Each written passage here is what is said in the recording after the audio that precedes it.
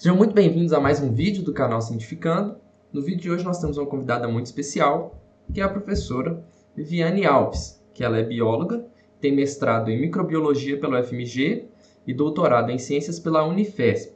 Fez pós-doutorado na Unifesp e na Fiocruz. Também é professora adjunta na UFMG e orientadora do programa de pós-graduação em microbiologia da UFMG. Também atua como divulgadora científica nas redes sociais, principalmente no Instagram. Depois a gente vai até passar aqui, né, professora, esse link aí do Departamento de Microbiologia, que está fazendo um trabalho ótimo nesses últimos Com dias. certeza. Muito obrigado, viu, por ter aceitado esse convite. Eu que agradeço o convite, é um prazer poder ajudar nesse momento, né? Sim. Vamos começar aqui agora nossa entrevista. A primeira pergunta que eu tenho para fazer para você é a questão das vias de transmissão. A gente já conhece, fala para a gente usar máscara, então tem a ver com os perdigotos, com a via respiratória. Também fala para a gente lavar muito bem as mãos, então esse contato das mãos sujas com as mucosas. Mas existe alguma outra via de transmissão, por exemplo, a via oral-fecal? Pois é, a gente tem provado como via de transmissão, né, o contato direto com gotículas respiratórias. Então, os perdigotos, as gotículas de saliva, que são gotículas maiores, né, e por isso o distanciamento e a máscara vão evitar essa transmissão por essas gotículas respiratórias. O que a gente tem também que pensar são que essas gotículas também podem estar numa versão menor, que são os aerossóis, né? Então, são microgotículas, e aí elas podem caminhar, né, voar, digamos assim, mais tempo, em distâncias maiores, podem ficar em suspensão, segundo os últimos estudos, por 8 minutos, até 14 minutos, e percorrer distâncias maiores que 2 metros. Mas a transmissão por essas gotículas, essas microgotículas, não são provadas. Então, o que a gente tem é a transmissão por gotículas de saliva. Essas gotículas de saliva podem se depositar em superfícies das mais variadas, né? Nos objetos do dia a dia, em roupa. Então, existe a possibilidade de transmissão por superfícies contaminadas, mas é um risco menor. Apesar de existirem trabalhos mostrando que o vírus é bastante estável, a gente tem que considerar que na vida real, essa estabilidade vai depender muito das condições ambientais. Então, por isso, lavar as mãos com frequência, né? A gente vai ter deposição de vírus em superfícies, mas essa também não é uma via provada, né? Não há uma evidência, então, há pouco tempo, muitas pessoas questionaram se existia realmente esse risco de se contaminar por superfície contaminada, porque não há uma evidência científica mostrando que algum paciente se contaminou com objeto, certo? Essa evidência é dificílima de obter. Afinal de contas, a gente pega várias coisas, chega perto de outras pessoas, como separar? Então, em laboratório, é possível fazer isso. Na vida real, a gente talvez nunca consiga provar que alguém se infectou com uma moeda ou com uma nota. Então, essas são as vias mais comuns. Mas a gente tem a possibilidade de transmissão pela rota fecal-oral, já que a gente tem a liberação, pelo menos do material genético do vírus nas fezes. O que é detectado hoje em dia é a presença do RNA viral nas fezes, no esgoto, por exemplo, né? E também em pacientes através de suave retal. Então, a gente vê que há liberação e pode ser de vários dias, mas ninguém ainda avaliou se há vírus infectantes nas fezes. Há um estudo que cita que em 5 pacientes, eles puderam observar, né, vírus infectantes nas fezes. Mas ainda não está provado de que as pessoas se infectaram por essa rota oral, então com mãos contaminadas por fezes, ou por material fecal ou esgoto, se contaminaram por via oral. O risco existe? O risco existe. Né? Existem receptores ECA2 na mucosa da boca, né? Nas células epiteliais. Então, há esse risco, mas não está provado. Então, da mesma forma, a prevenção é lavar as mãos, higienizar as mãos, e vai evitar também essa rota, mas a gente não tem essa prova, né? Ah, sim, muito importante isso. Outra coisa que a gente vê bastante também nas mídias, quando a gente vai acompanhar, é que eles falam muito de taxa de mortalidade, né? No Brasil agora ela está em mais de 5%, mas com certeza é porque há uma subnotificação do número de casos. Aí eu gostaria de saber se tem um número mais factível assim para a taxa de mortalidade do vírus, para esse percentual de pessoas que podem estar assintomáticas e transmitindo o vírus, e para aquele número de reprodução, né, que é a capacidade de uma pessoa para quantas pessoas que ela é capaz de transmitir quando ela está infectada. Pois é, isso tem variado ao longo dos países, né? Se a gente vai observar os dados da China, é uma taxa de letalidade girando em torno de 3%, que seria metade da nossa, que hoje está em torno de 7%, 6,8%. E isso, considerando os dados que são apresentados para a gente, são os dados mais factíveis, são os dados que a gente tem em mãos. Mas a gente sabe que no mundo inteiro, e a gente também tem que levar em consideração que a China pode ter dados subestimados. Não sei se vocês já viram na mídia, já tem falado que pode ser que não tenham sido notificados todos os casos. A gente tem subestimação no mundo inteiro, em diferentes graus. Aqui no Brasil é uma grande subnotificação, se você comparar a quantidade de testes que a gente faz hoje, que é em torno de 4.700 por milhão de habitantes, e nos Estados Unidos 60 mil testes por milhão de habitantes, você pode ter uma ideia da subnotificação. A gente teve um aumento absurdo de síndrome respiratória aguda grave em número de casos e número de mortes, que chega no país a ser 20 vezes maior do que o ano passado. E não deve ser coincidência. Então, não tem um número factível, um número real que abranja todos os países, né? Isso vai depender muito do número de casos. Baseado no que a gente tem em número de casos hoje, né, confirmados, oficiais, considerando os testados, né, a gente tem uma taxa de letalidade muito alta, de 6,8%, e uma transmissibilidade muito alta também. Então, esse número R, né, também variou. No Brasil já chegou a ser a 3,15, ou seja, cada pessoa era capaz de transmitir o SARS-CoV-2 para mais 3 pessoas. Hoje é em torno de 1,4 a 1,6, baseado nos dados que a gente tem de casos, né? E considerando a baixa testagem. A gente não tem ideia de quantos assintomáticos a gente tem no Brasil. Devem ser muito mais do que a gente imagina, porque a gente testa muito pouco. Então, ainda assim, a gente tem um R de 1,6, 1,4, hoje em Minas vi dados de 1,05, e a gente está começando a relaxar as medidas de distanciamento, né, de isolamento social. E o ideal é que isso só aconteça quando o R é abaixo, quando esse R, né, seja abaixo de 1. E a gente está começando muito cedo. Então, a gente ainda está em uma curva ascendente de casos e mortes, mas a gente está começando a fazer aquilo que os outros países fizeram depois que a curva foi caindo, depois que a curva achatou. E a gente está fazendo isso no momento que ela começa a subir. Então, os números que a gente tem são baseados nesses números atuais, né, de notificados. Mas a gente acha que isso é um pouco pior do que a realidade que a gente enxerga, dada a baixa testagem. E a gente, além de tudo, está utilizando muitos testes rápidos, que têm uma sensibilidade muito baixa. Particularmente, esse que o Brasil comprou foi um dos primeiros, ele tem uma possibilidade de erro de 40%, ou seja, 40% de falsos negativos.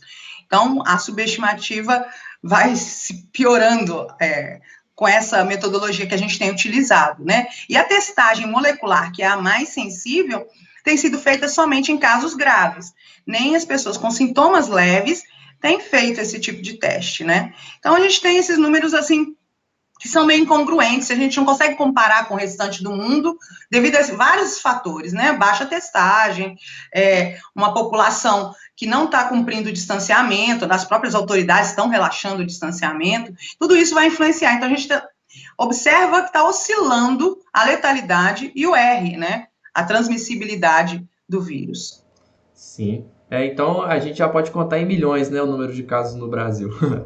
Se a gente for... É triste dizer isso, né? Eu falo que, se a gente comparar a nossa testagem com a dos Estados Unidos, de 4 mil para 60 mil, e multiplicar pelo nosso número de casos, a gente realmente já está em primeiro, infelizmente, há muito tempo. A questão é, a nossa curva, né, a população tem uma distribuição etária diferente, tem comorbidades diferentes, tudo isso tem que ser levado em consideração. Mas, com certeza, a gente já teria um número, pelo menos, 10 vezes maior de mortes e de casos também, acredito eu, né? Talvez pior. Mas a gente talvez nunca saiba, né, o número real de casos e nem o número real de mortes, e considerando 20 vezes o aumento de doença, de síndrome respiratória grave, a gente pode pensar nesse número que você disse, realmente, que deve ser o que está dentro da realidade, né? E assintomáticos, a gente tem no mundo também variando muito, né? O que acontece? Para você rastrear assintomático, você precisa rastrear os contatos de pessoas positivas, que é uma coisa que não foi feita e agora tem sido feita um pouco melhor, mas ainda muito aquém do que devia ser feito. Então, a gente não tem uma ideia no Brasil de assintomático. A gente sabe que a média no mundo variou de 40% a 80% em determinados países. Vamos supor aí que seja 40%. Hoje a gente sabe que esses 40% assintomáticos e às vezes pré-sintomáticos, né, que demoram a desenvolver sintomas, são responsáveis por transmissão, e acredita-se pelos dados da literatura que 20% a 30% da transmissão no mundo é por assintomáticos, que é um outro problema que a gente tem. A gente não sabe quem está transmitindo, e com esse relaxamento o risco ainda é maior, né? Sim. E agora pegando o aspecto político, né, que a gente está tendo agora, um pouco de autoritarismo, de anticiência, e depois daquele caso do George Floyd, né, ocorreu assim, uma explosão de protestos contra o racismo estrutural, contra a desigualdade social, enfim. E esse é o assunto do momento no mundo e está fazendo muitas pessoas irem para as ruas. Como é que você associa essas duas coisas com a Covid-19, tanto o racismo estrutural e a Covid-19 no Brasil e no mundo? Na verdade, o racismo estrutural é um problema de longa data, né? E agora, o que acontece é que a pandemia está revelando desigualdades sociais e também raciais, né? A gente já sabe no mundo, pelos dados no mundo, que a taxa de mortes entre negros pela Covid é em torno de 4 vezes maior em alguns lugares, como os Estados Unidos, em relação à população branca. No Brasil, a gente tem um problema que os dados que são liberados não incluem a etnia, né? E é uma cobrança que tem sido feita de que se inclua a etnia, porque isso é importante nas análises epidemiológicas. A gente já sabe que no Brasil, o número de mortos pela Covid, negros, é bem superior ao número de brancos. Isso não é por acaso e não são por fatores genéticos. Geneticamente, os negros teriam uma vantagem, porque há vários dados mostrando que eles têm menos receptor para o vírus, né? Então, eles estariam menos suscetíveis. Mas o que a pandemia tem mostrado é, na verdade, o contrário. Então, a gente sabe também que na população negra há uma série de comorbidades relacionadas, aumentadas nessa população, muito pelas condições socioeconômicas, qualidade de vida, de alimentação, moradia, como, por exemplo, doenças cardiovasculares, né? Hipertensão, de uma forma geral, diabetes, são mais frequentes, mais prevalentes nessa população. E são mais prevalentes justamente porque são pessoas que vivem, são vulneráveis a essas condições pela qualidade de vida e socioeconômica mesmo. E, além disso, tem pouco acesso aos sistemas de saúde. E há uma saúde, né, a prevenção adequada, a atenção de saúde adequada. Então, a pandemia só está revelando os grupos vulneráveis, que são pessoas pobres, né, de baixa renda, sem acesso ao sistema de saúde, e que, na maioria dos países, são as minorias étnicas, né, minorias não em número, né, mas, digamos, em termos socioeconômicos, são consideradas minorias. No Brasil, então, coincide com os moradores dos aglomerados, de regiões menos favorecidas, com baixa escolaridade, e é isso que tem sido visto. Nos casos da Covid, realmente o maior número de mortes são pessoas negras de baixa escolaridade, com comorbidades associadas, com, né, dificuldade de acesso ao sistema de saúde, com falta de saneamento básico. Então, elas estão em maior risco e se expõem mais ao vírus por essas condições. E, além disso, são pessoas que normalmente trabalham em funções que estão mais expostos ao risco. São trabalhadores domésticas, pessoas que trabalham na limpeza urbana, que estão mais expostas ao vírus, né? E que não puderam parar de trabalhar porque precisam sobreviver. Então, elas estão mais expostas, têm mais comorbidade, têm menor acesso ao sistema de saúde. Então, a pandemia está revelando uma desigualdade gigantesca.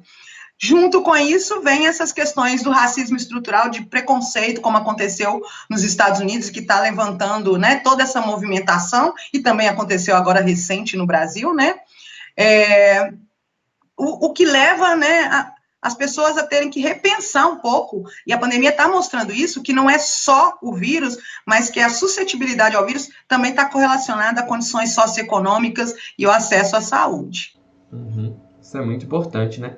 E questão política, também voltando agora para a questão política, falar de políticos que, a princípio, né, estavam defendendo a ideia de imunidade de rebanho. E essa ideia é que se uma pessoa vai se infectar e vai desenvolver, né, uma resposta imune, mas nesse inteirinho ela pode acabar falecendo. Esse é o contrário. Mas se a gente pensar assim, já é comprovado que uma pessoa que teve o primeiro contato com o vírus, ela está imune a uma segunda infecção para estar propondo esse tipo de política? A imunidade de rebanho é uma loucura, porque a gente precisaria de 60% a 70% das pessoas com anticorpos, né, para que funcionasse. Mesmo assim, considerando a transmissibilidade desse vírus, a gente esperaria aí umas 150 mil mortes no Brasil, segundo os dados matemáticos e as progressões, né. Hoje, o que a gente sabe com modelos animais e com próprias pessoas que foram acometidas pela Covid-19 é que há, sim, desenvolvimento de anticorpos. Então, há desenvolvimento do anticorpo de fase aguda, né, que é esse enquanto a pessoa está doente, que é a IgM, e também há a produção de IgG, que são os anticorpos protetores, né, neutralizantes, que são aqueles que vão ficar circulando na corrente sanguínea e vão evitar, então, que a pessoa desenvolva sintomas da doença. Ela pode se infectar, mas o anticorpo vai neutralizar o vírus e não vai desenvolver sintomas da doença. Qual é a grande questão? Se esses anticorpos são realmente neutralizantes, se a quantidade de anticorpos que os diferentes pacientes estão desenvolvendo é suficiente para evitar uma reinfecção, se esses anticorpos reconheceriam variantes do vírus, porque é um vírus de RNA que sofre mutações, esses anticorpos seriam eficazes, e quanto tempo dura essa imunidade? Quanto tempo você tem esses anticorpos? Considerando os dados de SARS-CoV-1, que é o da SARS, depois de 2 anos, esses anticorpos deixam de existir. Então, para a SARS, esses anticorpos não duram tanto tempo, não protegem essas pessoas.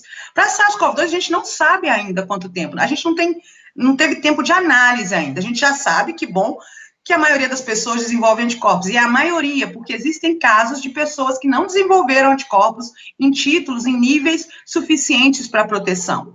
São pessoas que podem ser reinfectadas? Não se sabe. Há relatos ainda não publicados e definitivos de pessoas que voltaram a apresentar sintomas. Então, se questiona se elas foram reinfectadas ou se ocorreu a reativação do vírus que ainda estava nos tecidos dessa pessoa, né? Então, existem várias possibilidades. O que a gente sabe hoje é que os anticorpos são produzidos. Se eles nos protegem de fato, e por quanto tempo eles protegem, ainda é questionável. Então, por isso, não é possível ter um passaporte de imunidade, né? E se essa resposta de anticorpos terminar daqui a 6 meses? Então, essa pessoa que era potencialmente imune, que ganhou esse passaporte, ela vai perder esse passaporte. Além disso, para que a gente tenha o passaporte em si, passaporte de imunidade, as pessoas teriam que, todas elas serem testadas, para ser justo.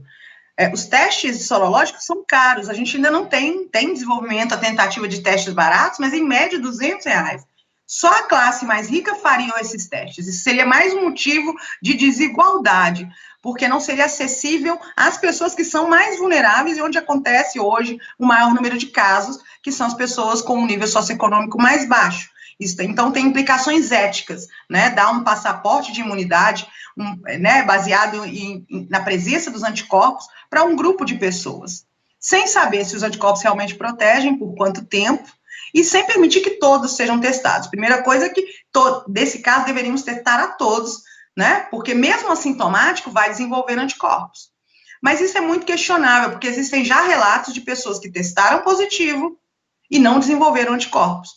É a minoria, mas existem esses casos. Então, ainda é muito cedo para falar em imunidade protetora por quanto tempo, e isso é até uma implicação para o desenvolvimento de vacinas, né? Se essa imunidade realmente adquirida pela vacina também vai ser duradoura, se vamos precisar de várias doses, como acontece na gripe, todo ano tem uma vacina nova para a gripe, justamente por causa das variantes, né? Então, a gente ainda está longe da gente ter certeza sobre imunidade, mas já é um grande avanço. Sabemos que desenvolvemos anticorpos, que temos anticorpos protetores, agora resta saber se eles realmente nos protegem efetivamente a longo prazo.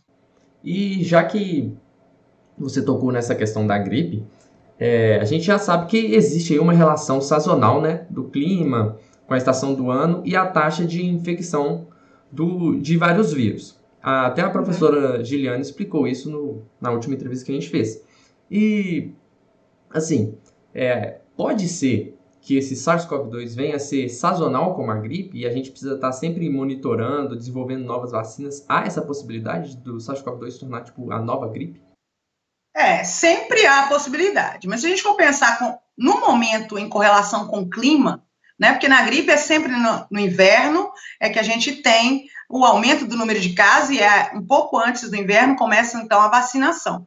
Pode ser que aconteça o mesmo com o SARS-CoV-2, mas até o momento os dados são inconclusivos. Não há uma relação entre uma maior transmissão no inverno e no verão. Na verdade, a gente tem dados mostrando que no início da pandemia parece que um clima mais frio favoreceu a transmissão, mas à medida que a transmissão ocorreu e o número de casos aumentou, esse não era um fator importante, ele se tornou irrelevante. E agora, recentemente, saiu um artigo de um grupo do Brasil mostrando que no Brasil, climas quentes e úmidos, como a gente vê, então, em Manaus, favorecem a transmissão. Então, ainda não dá para correlacionar e dizer, bom, ele é um vírus de inverno. Pode ser que com as adaptações, as mutações, né, e a adaptação do patógeno ao seu hospedeiro, e vacina, e o tratamento, e diminuir essa velocidade de transmissão, menos pessoas infectadas, que a gente consiga enxergar um padrão associado ao clima, e assim uma sazonalidade. Obviamente, quando a gente tem o inverno, a gente tem uma tendência maior a doenças respiratórias, vírus respiratórios, doenças bacterianas respiratórias e outras doenças respiratórias, como a asma, a rinite, tem uma incidência maior no inverno, né? Isso é o normal.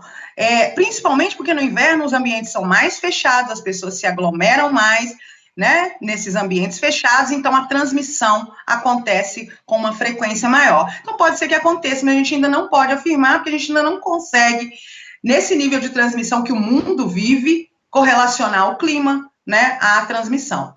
Saberemos futuramente. Sim. No futuro a gente vai descobrir muita coisa, a gente pode até ficar assustado, né, com os números. Na verdade, infelizmente, a ciência não é tão veloz quanto esse vírus, né? A gente gostaria, então, de que fosse tudo tão rápido quanto ele. Por enquanto, ele está na frente, mas a gente vai conseguir alcançá-lo em conhecimento, né? A gente está aprendendo tudo sobre ele, sobre epidemiologia, sobre os sintomas, cada dia é uma novidade. Por exemplo, os assintomáticos não têm sintoma, mas eles têm danos pulmonares que são detectados por tomografia. Então, a gente todo dia tem uma novidade sobre a doença e sobre o vírus ao longo do tempo. Sim. Nos últimos dias a gente está ouvindo falar muito também sobre a importância do isolamento social, do distanciamento entre as pessoas. A sociedade contemporânea, né? Eu, por exemplo, nunca tinha ouvido falar sobre isso. Minha avó também nunca tinha passado por essa situação. Assim, como que a gente está lidando com isso? A gente está acostumado a lidar com vacinas e tudo mais. E por que esse método, que não é tão tecnológico quanto uma vacina, tem que ser adotado? Pois eu também nunca vivi isso. É a minha primeira pandemia, né? Tudo é novidade. Obviamente, como microbiologista, a gente já conhece todas as histórias das outras pandemias, da gripe espanhola, e a gente está vendo que a gente está usando os mesmos métodos, apesar da nossa alta e moderna tecnologia. Simples. É um vírus novo, do qual a gente não conhece nada, e a ciência ainda não é mágica. Ela é muito veloz em relação à gripe espanhola, onde se demorou décadas para desenvolver uma vacina, e hoje a gente tem a vacina de ebola, por exemplo, é a mais rápida de todas, que foi desenvolvida em 4 anos, né? Mas ainda está agora na população, agora que a gente realmente vai ver a efetividade dessa vacina, e agora a gente quer uma vacina em 18 meses no máximo. E muita gente ainda questiona achando que 18 meses é muito. 18 meses é um recorde considerando todas as etapas do desenvolvimento de uma vacina, né, desde o in vitro no laboratório até os testes clínicos, que a gente já está vendo começar agora com algumas vacinas, né, alguns candidatos também à vacina, o que a gente tem para impedir essa velocidade de transmissão se a gente não tem vacina, e ela demora um pouco para chegar, né, em escala mundial, para 8 bilhões de pessoas, e tratamento que a gente também não tem, a melhor forma é evitar que o vírus se espalhe. E a melhor forma de evitar que um vírus que é transmitido por gotícula de saliva e por contato direto se espalhe é separando as pessoas, né? É evitando o contato. Então, evitar o contato entre o doente, ou mesmo que ele seja assintomático, com as outras pessoas, diminui a transmissão. E isso dá tempo para que o sistema de saúde possa tratar aqueles que se infectaram e têm sintomas mais graves, né? E também tempo para que a gente possa desenvolver uma vacina e tratamentos. E por isso existem centenas de grupos testando vacinas, centenas de grupos testando novos medicamentos e reposicionando fármacos já existentes para tentar tratar, né, os sintomas mais graves ou tentar prevenir a doença. Então, é um método arcaico, mas é um método eficaz, porque se você não tem contato com o vírus, a tendência é que você não fique doente, né? Obviamente, a utilização de todos os métodos de prevenção, distanciamento, máscaras, higiene das mãos, chega próximo do 100%, tá?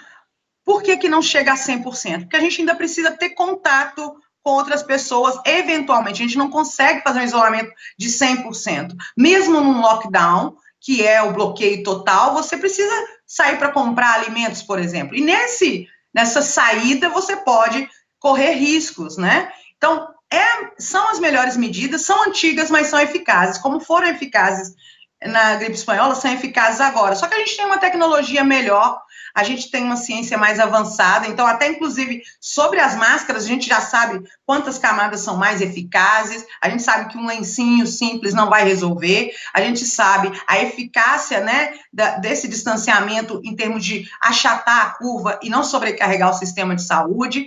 Então, a gente tem um preparo melhor e a gente tem a tecnologia a nosso favor para desenvolver vacinas, para desenvolver medicamentos em tempo mais rápido, que não tinha em 1918, né? Era muito mais complicado. E a gente tem, né, a comunicação entre os cientistas do mundo. A ciência está globalizada, então é um mutirão global para encontrar saída. E isso facilita, né, o apoio dos grupos de pesquisa, os achados de grupos distantes que se comunicam e conseguem, né, juntos delimitar testes, grupos para testes clínicos, tudo isso facilita muito e vai aumentar a velocidade. Então, é um método antigo, uma experiência nova para todos nós, mas que é muito eficaz.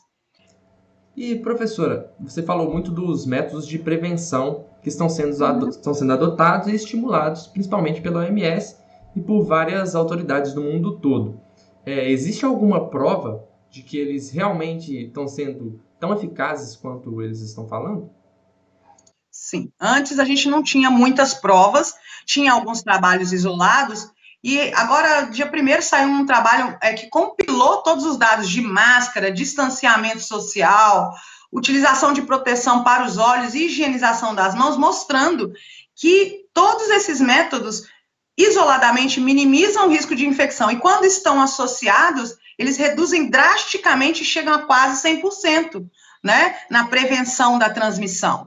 Então, a máscara sozinha não resolve o problema, ela dá uma sensação de segurança, mas não adianta aglomerar de máscara, você precisa do distanciamento físico, que é de pelo menos 1 metro, tá? Mas os dados científicos já mostram para a gente que se for de 2 metros, a eficiência é muito maior. Então, só a máscara e o distanciamento físico de 2 metros já diminui drasticamente o risco de infecção, de transmissão entre sintomáticos e assintomáticos, e quando a gente associa isso ao distanciamento social mesmo, ao ficar em casa, só sair quando necessário, e a higienização das mãos, isso é quase 100%. Então, são as melhores medidas, provadamente eficazes, cientificamente, com dados baseados, esse último trabalho baseados em dados da SARS, da MERS, e mais de 25 mil pacientes da Covid-19, mostrando que essas medidas são realmente eficazes, que os países que fizeram um fechamento, né, um distanciamento rigoroso, né, prenderam realmente a população nas suas casas, tiveram maior sucesso na redução da transmissibilidade, né? E à medida que vai relaxando, mesmo nesses países, o número de casos volta a aumentar. Aqui, infelizmente, a gente está relaxando muito cedo, na minha visão e visão de várias pessoas, não seria um momento ainda de distanciamento, porque apesar de ter muitas campanhas de conscientização, as pessoas ainda se aglomeram, mesmo de máscara, e esquecem, e acho que não sei se sentem seguras, mas esquecem da importância do distanciamento, da importância dessa medida que tem sido tomada em vários países. E, infelizmente, a gente já está vendo alguns reflexos no país inteiro do relaxamento do distanciamento, levando ao aumento de casos, e tem acontecido, inclusive, nas manifestações nos Estados Unidos, já teve um reflexo de aumento de número de casos nessa semana, devido a essas aglomerações. Então, são medidas eficazes que a gente deveria tentar ser rígidos, mesmo que seja, né, nós mesmos, né, evitarmos sair. Se cada um cuidar de si, a gente vai estar cuidando dos outros. Então, quem puder ainda ficar em casa, que fique em casa. Sim, isso é muito importante. E para terminar aqui, nossa entrevista, que foi muito legal, foi muito especial aí, as informações que você trouxe, é uma pergunta mais pessoal. Como que você imagina o mundo pós-coronavírus? Eu estava pensando nisso outro dia, né, assim, como eu gostaria que o mundo fosse, e como, de fato, provavelmente vai ser, né. Eu gostaria que depois dessa pandemia a gente aprendesse tudo aquilo que a pandemia tem nos mostrado, né? Houvesse melhoria socioeconômica, melhoria do acesso da população vulnerável, carente ao sistema de saúde, mais campanha de educação científica mesmo, os cientistas cada vez mais valorizados e levando ciência para as populações que não têm acesso à informação, porque apesar de todo mundo ter internet, a informação nem sempre chega à população que precisa dessa informação. Eu espero que as pessoas mudem alguns hábitos, né? Eu acho que a maioria delas vai mudar vários hábitos, pelo menos os hábitos de higiene, né, e vai pensar duas vezes quando estiver na rua com alguma coisa que possa estar contaminada. Então, acho que os hábitos diários, nossos hábitos como população brasileira devem mudar em boa parte dos estabelecimentos, das residências, muitos serão mantidos, mas a gente sabe que, na realidade, algumas outras questões são mais difíceis de resolver, principalmente as socioeconômicas, a de racismo estrutural, né, essa discrepância que a gente tem dentro da nossa população, e há uma dificuldade muito grande de resolver essas questões. Uma outra coisa que eu penso, e eu acho que a pandemia abriu os olhos de todo mundo, foi para as questões ambientais, né? A gente está vendo aí com distanciamento, redução de poluição, e a redução de poluição tem reflexos positivos não só para a natureza, mas para nós mesmos, porque também reduz a incidência de doenças respiratórias. Então, a poluição é uma grande arma contra nós durante essa pandemia, porque as pessoas expostas a essa poluição têm maior risco de sintomas graves, né? E a gente está vendo que o distanciamento levou a uma diminuição de emissão de dióxido de carbono, de dióxido de nitrogênio, a gente teve uma redução de poluição que está sendo benéfica para a natureza. Ao mesmo tempo, a gente está vendo impactos negativos, como uma quantidade enorme de lixo hospitalar, e lixo hospitalar chegando em mar, máscaras no mar. Então, eu acho que a pandemia está abrindo os olhos das pessoas para várias questões que devem ser resolvidas, porque a gente deve enfrentar outras pandemias. Eu falo que é um treinamento para as próximas, né? Porque hoje a gente sabe que com essa experiência que a gente tem de como a gente deveria ter agido lá no início para evitar onde chegamos. Temos consciência disso, apesar de alguns líderes políticos não terem essa consciência, nós temos consciência de que se as coisas fossem controladas e feitas, por exemplo, como a Organização Mundial de Saúde sugeriu no início, né, testar, isolar pessoas suspeitas que estavam voltando do exterior, teríamos evitado o que nós vivemos hoje. E é uma experiência que outros países já tiveram, por exemplo, a Coreia, né, os países orientais já tiveram experiência com o SARS e responderam muito rapidamente ao SARS-CoV-2, né, e talvez esse seja o maior aprendizado que a gente tem. A gente tem que aprender a conviver como sociedade, né, conviver com as tecnologias, nos adaptar e também mudar hábitos e mudar também a economia, a política dos países mais afetados. Professora, muito obrigado por essa entrevista, muito obrigado pelas informações, foi de grande ajuda e eu Aposto que o público do canal vai gostar bastante. E para encerrar, divulga aí a página da microbiologia da UFMG, que eles estão fazendo um trabalho de divulgação científica muito legal. Eu que agradeço o convite, foi um prazer conversar com você e com todos que assistirem no canal. Obrigada pela oportunidade. Pois é, a gente tem um perfil da Micro, no Instagram, mas tem em todas as redes sociais, tem no Twitter, mas o Instagram é onde a gente posta a maior parte das informações que são repostadas no YouTube. O YouTube começou a crescer agora um pouquinho, porque agora a gente já é uma equipe, já tem estudante de pós-graduação, estudante de graduação, então chama-se @microfmg, tá? Onde a gente coloca sempre vídeos curtos de 1 minuto, a maioria deles, legendados para dar acesso a várias pessoas, né? Trazendo informações científicas em linguagem simples, então são sempre baseadas em artigos científicos, a gente sempre coloca o link do artigo científico para quem se interessa, mas a ideia é levar informação científica sobre a pandemia nesse momento, sobre o vírus, sobre prevenção, para todas as camadas da população da forma mais simples possível, e quando essa pandemia passar, levar informações sobre a microbiologia, porque nem todo micro-organismo é do mal, né? A gente tem que mostrar também que tem muitas aplicações importantes dos micro-organismos e nós dependemos dele para a nossa sobrevivência no planeta e para a nossa sobrevivência diária também. Sim, então vocês entrem lá, baixem os vídeos e divulguem no WhatsApp, né? Porque as pessoas idosas não tem acesso a esse tipo de informação, principalmente o WhatsApp, então baixem lá, divulguem no WhatsApp, e é isso aí. Muito obrigado, viu, professora?